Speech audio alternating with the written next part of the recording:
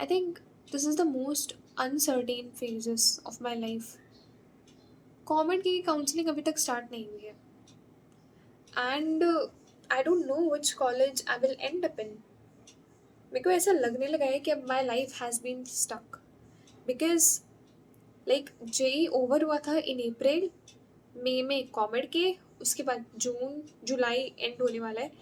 पूरे 2 महीने निकल चुके हैं, and I don't know how, like मेरे को समझ नहीं आ रहा कि oh by the way, hi this is Parul, and today I will be documenting my life.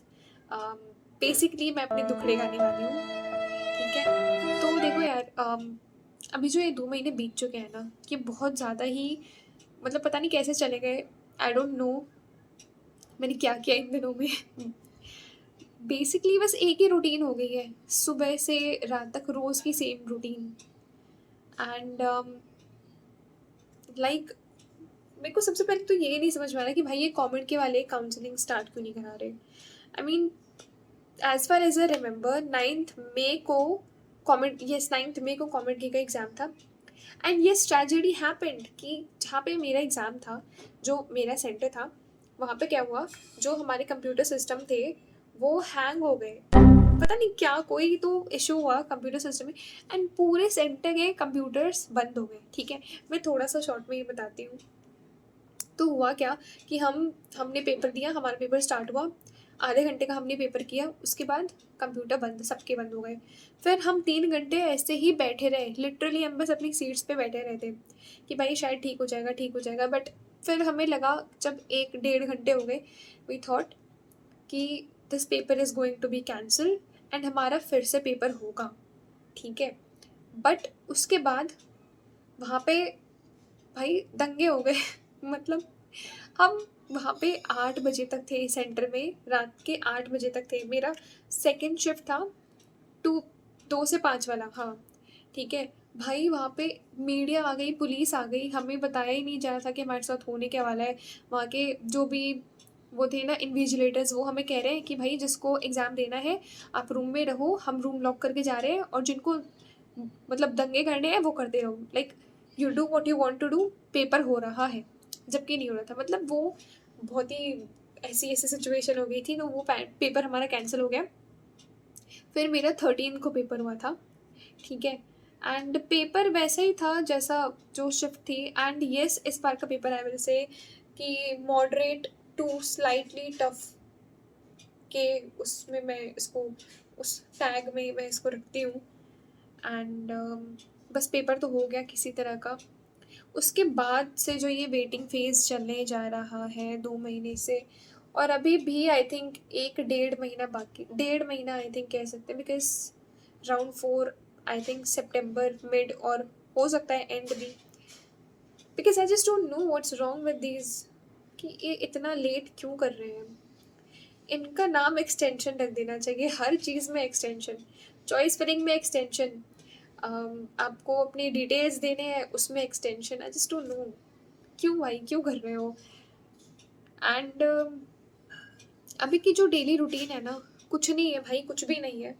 सुबह उठो 7 8, 8 तो नहीं, 7:30 उठो, उसके बाद आराम आराम से जो भी अपना काम करना है करो। फ़ोन भी पता नहीं, मैं फ़ोन में भी I just don't know what am I doing. मेरे को लिटरली समझ में नहीं आ रहा भाई, मेरा दिमाग ख़राब हो चुका है कि मेरा क्या कर रही हूँ मैं। इस इतने टाइम में भी, मैंने इस 2 महीने में भी ना मैंने ऐसे कुछ खास मस्ती की है। एंड पता नहीं बस चला गया टाइम, ये कैसे चला गया। एंड नाउ मतलब कॉलेज की एक्साइटमेंट हो या नर्वसनेस हो, तो टू बी ऑनेस्ट अभी तो मेरे को कुछ भी नहीं है, बिकॉज अभी पता ही नहीं है ना कि कब स्टार्ट होने वाला है, और कितना टाइम और एक्सटेंशन होगा या नहीं होगा। तो अभी कोई एक्साइटमेंट ही नहीं है, कोई नर्वसनेस, कुछ भी नहीं है। Like I am just going with the flow. I just want this phase कि ये जल्दी ख़त्म हो। I am very eager to join college, to start something new. And अब ये एक ऐसा पॉइंट आ गया है ना जहाँ पे आई एम, मैं थोड़ी कंफ्यूज भी हूँ, ठीक है। बिकॉज सी कॉमेड के कॉलेजेस में ना, एक बहुत बड़ा ड्रॉबैक होता है, दैट इज़ कि उनकी फ़ीस बहुत हाई होती है, स्पेशली इस बार उन्होंने बढ़ा दिया है। अगर आप कोई कॉमेडी के स्टूडेंट अगर आप देख रहे हो तो यू विल नो कि इस बार आई थिंक 3,22,000 समथिंग ऐसा कुछ है। And it's very expensive, like you are spending 20 to 25 lakhs। अगर आप hostel, PG and tuition fees सबको जोड़ो तो इट्स समवेयर अराउंड 20 लाख। तो क्या ये वर्थ इट है? एंड मैं जहाँ पे रहती हूँ, ठीक है, Bangalore is very very far, like बहुत दूर है। तो आई एम वेरी कन्फ्यूज कि should I take the colleges via कॉमेंट के। बट अभी ऐसा भी पॉइंट है कि मेरे पास ऑप्शंस भी उतने ज़्यादा नहीं है, बिकॉज अभी जुलाई ख़त्म होने वाला है, टाइम काफ़ी निकल चुका है। But yes, I mean see I am very confuse at this point. मेरे को ज्वाइन करना चाहिए कि नहीं करना चाहिए, और जो कॉलेजेस मुझे मिल रहे हैं उसके प्लेसमेंट्स अच्छे होंगे या नहीं होंगे, अच्छे हैं या नहीं है। ऑल्दो मैंने काफ़ी रिसर्च किया है, ठीक है, बट स्टिल एक कन्फ्यूजन है मन में कि कॉमेंट के से कॉलेज लेना एक राइट डिसीजन होगा या नहीं। और अभी तक के टाइम में मैंने सोचा था कि I will start coding, but I have not started yet. मैंने एक दिन करी थी, 1-2 घंटे की, हाँ कुछ मैंने किया था, बट फिर मैंने नहीं किया। And but yes I will be doing now. And क्योंकि काफ़ी टाइम वेस्ट मैं कर चुकी हूँ already, I just don't know कैसे टाइम उड़ चुका है। बट इट्स वेरी अनसर्टेन यार, मैं बहुत बार बार ये चीज़ बोल रही हूँ, बट इट इज़ लाइक अब मेरे को ऐसा फील हो रहा है ना कि इससे काफ़ी ज़्यादा अच्छा था वो प्रिपरेशन वाला फेज जब हम पढ़ते थे, because we had something to do that time, right. And भाई कभी कभी तो बहुत अच्छे से पढ़ाई हुई है, मतलब कभी कभी क्या, काफ़ी बार काफ़ी अच्छे से पढ़ाई हुई है, काफ़ी टाइम, मतलब लास्ट के कुछ महीने और ड्यूरिंग प्रिपरेशन उसके बीच का भी कुछ ऐसा टाइम था जहाँ पे बहुत ही अच्छे से पढ़ा है। And I do miss that phase, मेरे को बहुत ज़्यादा याद आती है। मेरा अभी भी मन करता है कि मैं कुछ पढ़ना स्टार्ट कर दूँ, कुछ भी।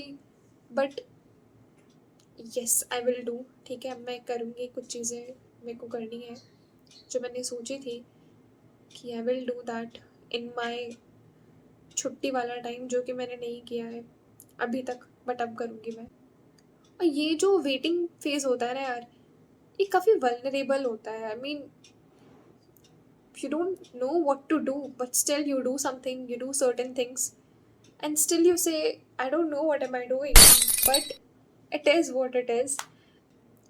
And colleges के बारे में if I say, तो see there are certain colleges in my mind जहाँ पे मैंने सोचा है कि अगर देखो इन कॉलेजेस में मेरे को ये ब्रांच मिल जाती है तो आई विल टेक इट।